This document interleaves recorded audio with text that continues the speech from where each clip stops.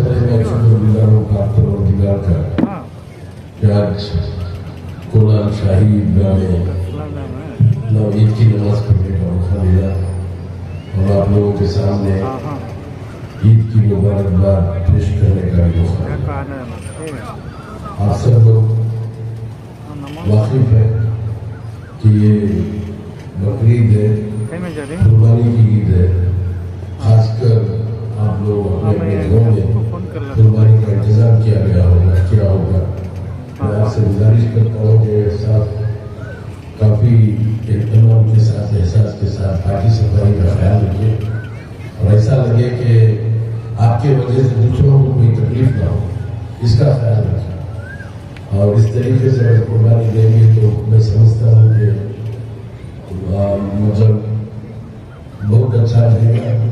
और मैं आप लोगों से ये भी अपील करता हूँ कि आप दुआ करें कि अल्लाह ताला हिंदुस्तान में और कर्नाटक में हम लोगों के साथ इंसाफ हो, हम लोगों के साथ अच्छा चैन और सुकून के साथ ज़िंदगी गुजारने का एक बेहतरीन मौका मिले। और उसके साथ साथ जो भी यहाँ से हज के लिए गए हुए हैं सब लोग महफूज यहाँ पर वापस पहुँचे और अल्लाह ताला उनका हज भी कबूल करे। उसके साथ साथ आप लोग हिंदुस्तान में और ख़ासकर कोलार में बारिश की और मतलब यहाँ की और तरक्की के लिए दुआ करें। बस इन चंद अल्फाज के साथ फिर एक बार आप लोगों को मुबारकबाद देते हुए मैं अपनी जगह रहता हूँ। अल्लाह हाफ़िज़। पवित्रವಾದ ದಿನ ಬಕ್ರೀದ್ ಹಬ್ಬ ಎಲ್ಲರ ಮನೆಯಲ್ಲೂ ಕೂಡ ಈ ಸಂಭ್ರಮ ಆಚರಣೆಗಳಿರುತ್ತದೆ.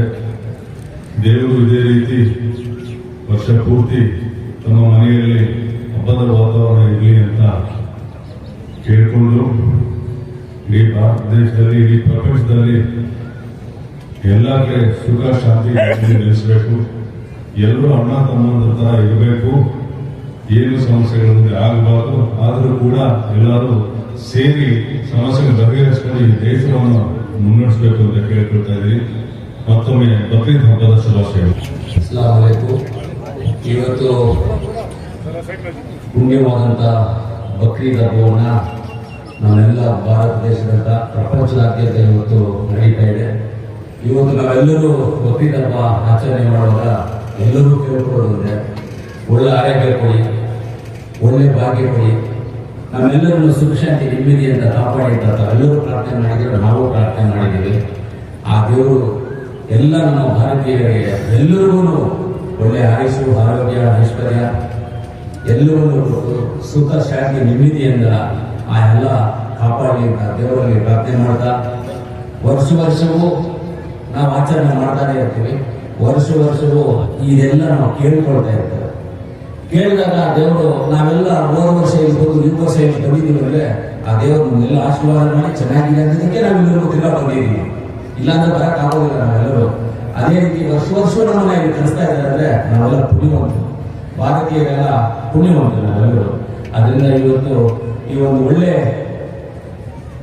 ಬಕ್ರೀದ್ ಹಬ್ಬದ ಎಲ್ಲರಿಗೂ ಶುಭಾಶಯಗಳನ್ನು ತಿಳಿಸ್ತಾ, ಅಷ್ಟು ಕ್ಲೀನ್ ಆಗಿ ನಾವೆಷ್ಟೋ ನೋಡಿದ್ದೀವಿ. ಈ ತರ ನಮ್ಮ ಕೋಲಾರಲ್ಲಿ ತುಂಬಾ ಸಿಸ್ಟಮ್ಯಾಟಿಕ್ ಆಗಿ ನಡೀತಾ ಇದೆ, ತುಂಬಾ ಸೈಲೆಂಟ್ ಆಗಿ, ತುಂಬಾ ಸಿಸ್ಟಮ್ಯಾಟಿಕ್ ಆಗಿ, ತುಂಬಾ ಅದ್ಭುತವಾಗಿ ನಡೀತಾ ಇದೆ ಕೋಲಾರಲ್ಲಿ.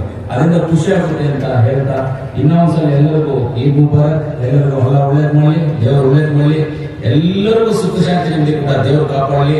ಆಮೇಲೆ ಕಮಿಟಿ, ಹಂಚುಮನ್ ಕಮಿಟಿ, ನಮ್ಮ ಹಿರಿಯರಂತ ನಜೀರಣ್ಣವರು ಎಲ್ಲರೂ ವರ್ಷವೂ ಬಂದು ಈ ಕೆಲಸವನ್ನು ಮಾಡ್ತಾರೆ. ಅವ್ರ ಕುಟುಂಬಗಳು ಒಳ್ಳೇದಾಗಲಿ ಅಂತ ಆ ಎಲ್ಲರಲ್ಲಿ ಪ್ರಾರ್ಥನೆ ಮಾಡಿ ನಾನು ಮಾತಾಡ್ತೀನಿ.